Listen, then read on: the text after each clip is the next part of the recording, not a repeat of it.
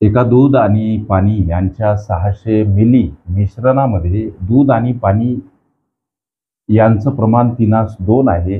त्यांचे प्रमाण 6:5 होण्यासाठी मिश्रणामध्ये किती मिली पाणी टाकावे लागेल असा मिश्रणे या घटकावरील हा प्रश्न सोडवायचा कसा?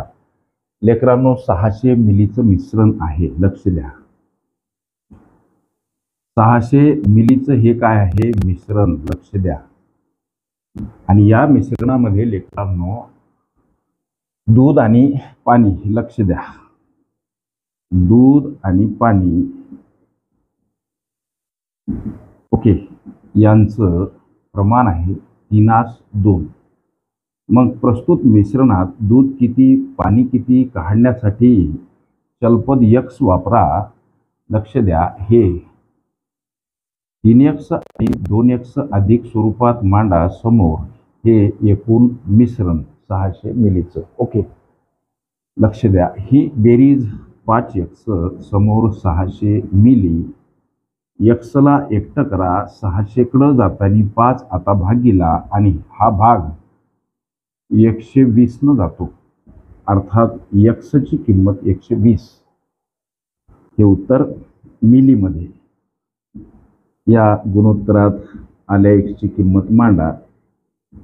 ओके, 12 36 त्यावर 0. याचा अर्थ 600 मिली या मिश्रणामध्ये दूध आहे 360 मिली.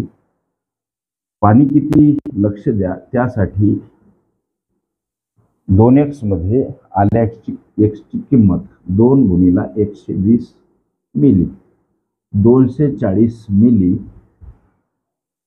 ह्या मिश्रणात पाणी आहे. ओके, आता गणित काय म्हणते? लक्ष द्या, जर त्यांचं प्रमाण म्हणजे कशाचं? दूध आणि पाणी यांचं प्रमाण 6:5 होण्यासाठी मिश्रणात किती मिली पाणी टाकावं लागेल, ओतावं लागेल? ओके, मग इथं लिहा दूध, याला खाली लिहा पाणी. लक्ष द्या लेकरांनो, सध्या ह्या मिश्रणामध्ये असलेलं दूध 360 मिली. ओके, सध्या मिश्रणामध्ये असलेलं पाणी किती हो? 240 मिली. इथं मांडा. ओके, प्रश्न असा, दूध आणि पाणी यांचं प्रमाण 6:5 होण्यासाठी मिश्रणामध्ये किती मिली पाणी टाकावं लागेल?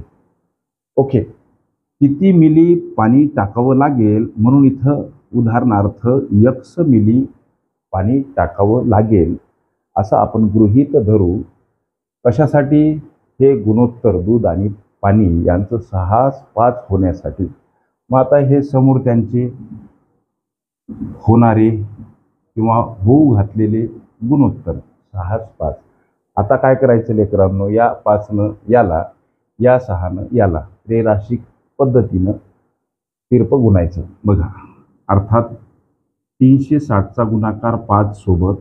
ओके, आणि समोर हे 6 या पदासोबत गुणिला म्हणजे 240 अधिक x. आता कंसात हा गुणाकार करा. 5 0 0 5 7 30, 3 5 3 15 3 1800. ओके, हा गुणाकार हे 6 आतील पदाला गुणिला आहेत. हा गुणाकार 6 0 0 6 चूक 24 2 6 2 12 आणि 2 14. समोर 6 गुणिला x 6x. लेकरांनो लक्ष द्या, 1800 कडे येताना 1440 वजा स्वरूपात मांडावे लागतात. समोर 6x, ही वजाबाकी 60 म्हणजे 360. समोर 6x. लेकरांनो 360 कडे जाताना हे 6 आता भागीला, समोर एकटे x आणि हा भाग 60 न जातो. हे उत्तर आहे मिलीमध्ये. ओके, x ml मिली एवढं पाणी टाकावं लागेल असं आपण गृहीत धरलं होतं.